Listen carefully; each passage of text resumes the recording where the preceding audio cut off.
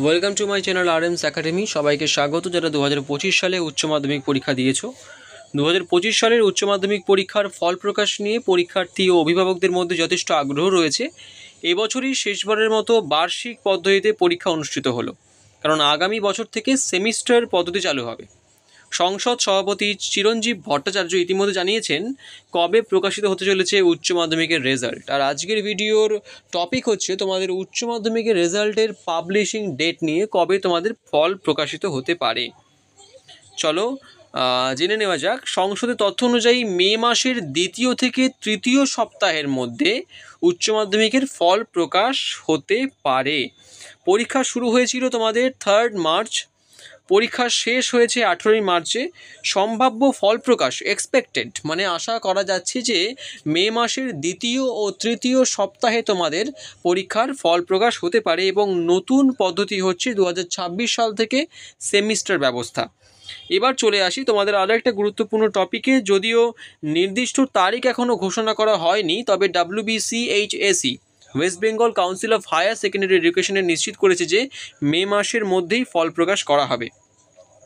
এবার তোমাদের আগে থেকেই বলে রাখি যে উচ্চ মাধ্যমিকের রেজাল্ট দেখার পদ্ধতি কী হতে চলেছে। এবছর তোমাদের কিভাবে উচ্চ মাধ্যমিকের রেজাল্টটা দেখতে হবে, কবে প্রকাশ হবে সেটা তোমরা জানলে, কিন্তু কিভাবে দেখবে সেটাও তোমরা জানা উচিত।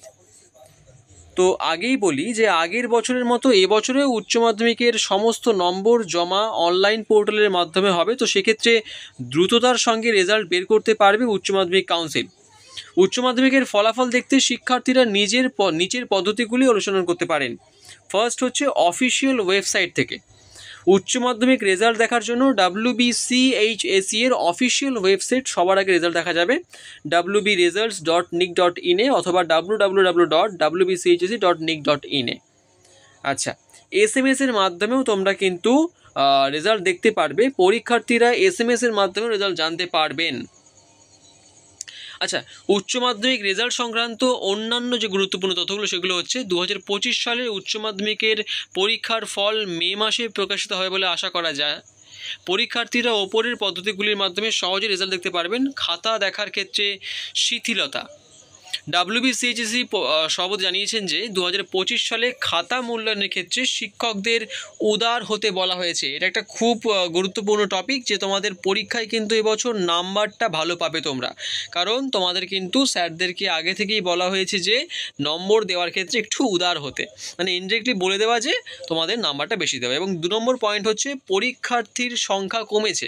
তো এবছর পরীক্ষার্থীর সংখ্যা প্রায় 2,80,000 কম।